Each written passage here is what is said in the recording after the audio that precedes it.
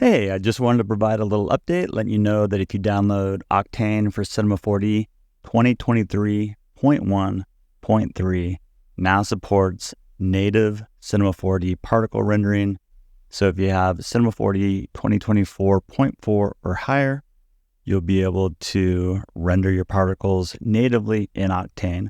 Since it's the first release, just happy to have native rendering with Octane, but it's still fairly limited. For the most part, I can get the particles and the colors to transfer over, trying to work with some of the other features, specifically multi-group.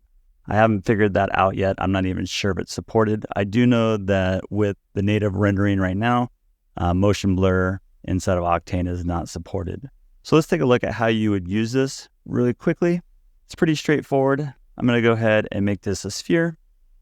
And let's go ahead and add some geometry that we'll actually be able to render and see. So I'm just going to make this 10 centimeters, and I'm going to make this a child of the particle group. You don't have to, but I'm just going to do it to keep things organized on my end. Now let's go ahead and also colorize our particles. So we'll just throw a color mapper here on our particle group, and I'll just change this color here to something else, and that'll work fine. So then on the particle group, we're just going to right click and go to extensions, and let's go ahead and add an Octane object tag. And then under particle rendering, we'll just go ahead and switch that to geometry, and let's go ahead and drop our geometry that we want to render in there.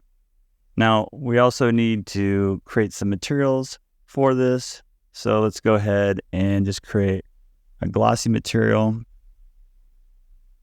And let's open up the node editor.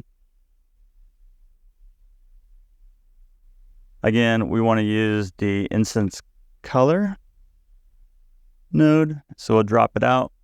Let's go ahead and connect that to the diffuse.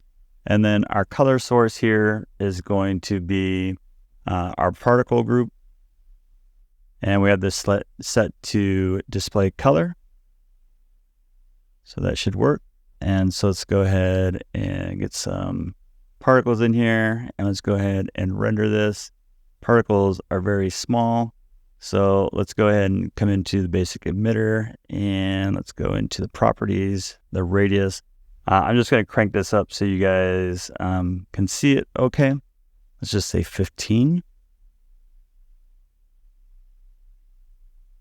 Okay. And so with our color, as always, we need to go ahead and put that material on our object. And for the color mapper, we need to set a range that this color is going to actually change. Let's just put this on 30 frames. Let's rewind it and hit play. And there we go. So the nice thing about this is it is really fast, being that it's the native setup. There are still some advantages to using the other methods that I showed in my previous video. And we'll be diving into that a little bit more in my next video, hopefully be out by the end of this week.